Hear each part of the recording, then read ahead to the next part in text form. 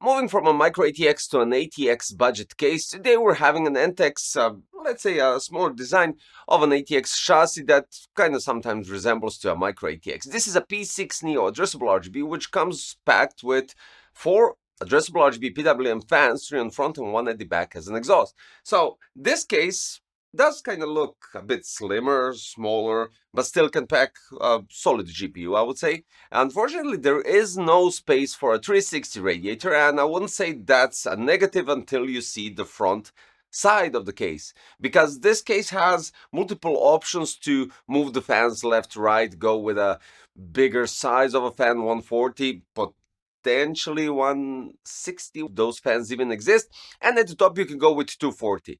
Now, right at the start, when I'm mentioning the fans, you can add 2 fans on the power supply shroud, but sadly you don't have any openings here on the side to collect the air from the side, giving it better airflow through the GPU.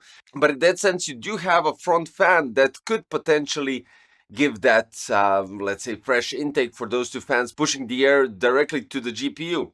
Now, in a sense, what I wanted to say regarding those front fans is the obstacle of the airflow, which, since we're talking about the budget case, I would just cut out those parts and leave a clear airflow going from the front to the back and just getting the best airflow and temperatures inside this case. Because if we're going with a budget case, you want to have everything as best as possible in that price category. And I don't think it will drastically block the air, but everything counts. So let's go with the details. Now, if you take a look at this side panel, and this is quite important, the tempered glass. Usually when we go with budget cases, you get those 4-thumb screws on the front that you have to remove, which have become quite sketchy to remove in that sense, because they might fall off, the tempered glass might break.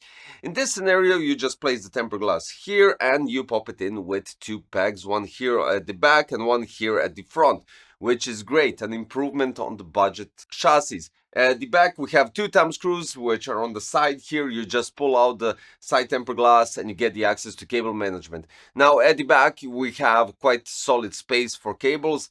I would say around 2.5 centimeters, which will give you just enough room to reorganize literally everything. And you have 2 caddies at the back to place 2 2.5-inch SSDs. Now, in the power supply shroud compartment, you don't have any limit, but when you take into consideration that the hard drive cage is really close to the power supply, you might be very careful while placing it inside and how you're going to organize the cables as well. The cage supports either 2 3.5-inch hard drives or 1 2.5-inch SSD and 1 3.5-inch hard drive. Now, as you can see, we do have additional opening here on the front of the power supply shroud. And at the bottom beneath the power supply, you do have dust filter as well as at the top. And at the front, we have a fine mesh panel, which is perforated for enough clearance to push the airflow. Now for the I/O panel, we have 1 USB Type-C, 2 USB 3.0, 1 headphone and microphone 4-pole 3.5mm jack. We have an LED button and we have a power on button. For some other details, it supports ATX, micro ATX, and ITX motherboards. CPU cooler height goes up to maximum 175. GPU maximum length is up to 325mm. And the maximum length for the power supply, excluding the cables, is 150mm. Now, as I said, when you connect the cables, you have to be very careful because they might hit the hard drive cage. For the fan support, on the front you can go with 3120 or 3140. Top 2120 or 2140, power supply shroud 2120, and rear 1120 or 1140. Included fans are the ones that I already mentioned, and taking that into consideration, it's actually a shame, but of course the price would be much higher, that they didn't pack this case with 4140, because then we will have a smaller case with much more fans. Radiator support, on the front you could go with 120 or 140 because the power supply shroud is pushed directly to the front part of that front grille, so you can't have the length of the 360 radiator at the front. On the top you could go with 120 or 240, and at the rear you could go with 120. So what I like about this case is that At maximum speed, these fans are quieter than the C2M ones, which is great. And you can hear them, of course, but it's not that irritating sound. It's just like a hum, and you still hear it, but it's not that irritating as the C2M, as already stated. The good thing is the tempered glass, you don't have those 4 thumb screws, which I already said. I'm really digging that part. The front panel is really nice. It's really cool that you have an LED button and a possibility to connect addressable RGB and the PWM header, which is great. And basically that's it. Quite nice storage space at the back. And shame it can't fit a 360, but it is what it is. Now, since we're at the 240, this is the first time I'm having the skeleton 240 addressable RGB in the channel. So let's check out the performance and how this combination works. Because we have AMD Ryzen 9 7900 X3D, cooled down with skeleton 360 addressable RGB and a P6 Neo ARGB, with the CPU in AIDA 64 going at 90 degrees, which is quite logical, but the clock speed is 4825 megahertz. The GPU is 67. For this GPU, compared to the older PNY that I usually had, the RTX 5080, this RTX 5080 actually is quite alright at 67. And then we move to Cinebench, and do take into consideration that we're running a 240 radiator here.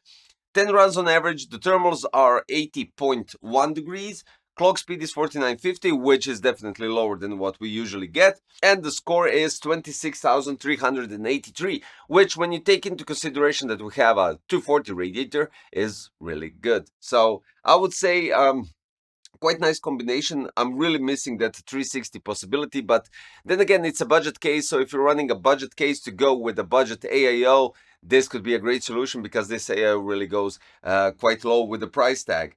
And in a sense, you can basically fit whatever you want. It's a slim, I would say, compact when we're talking about the length in general, because as you can see, this PNY is a 2-fan GPU, so in that sense you get a much smaller footprint on your table. And if that's something you're also looking at, there's a 2-for-1 with the budget and a smaller footprint. In general, I'm quite satisfied with overall, when we're taking the price into consideration. 4 fans that aren't loud, as already stated, with the C2M, and all the ports are here on the side. So in that sense, I would consider this case on the table instead of on the floor, because you might be accidentally kicking some USBs or anything that is connected here. But in general, yeah, that's it. So if you're interested in the P6 Neo addressable RGB, the links are in the description below, as well as the Skeleton 240 addressable RGB, so you could pair it up, because it actually does fit without any problems, and there are no obstacles